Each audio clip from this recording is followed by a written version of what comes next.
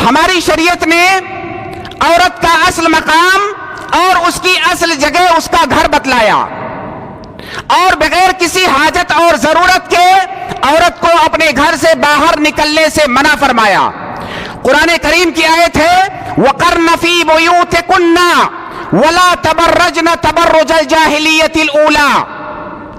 عورتوں کو حکم ہوا کہ اپنے گھروں میں وقار اور سکون کے ساتھ اپنے گھروں میں بیٹھی رہیں، جب تک انہیں کوئی ضرورت، کوئی حاجت، کوئی مجبوری نہ ہو وہ اپنے گھروں سے نہ نکلیں۔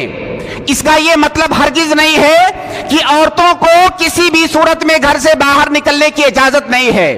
عورت بقدر حاجت اپنے گھر سے باہر نکلے گی، اپنی عزت، اپنی عفت اور اپنی حشمت کی حفاظت کرتے ہوئے عورت گھر سے باہر نکل سکتی ہے، لیکن بلا ضرورت، بلا حاجت اسے گھر سے نکلنے سے منع کیا گیا ہے۔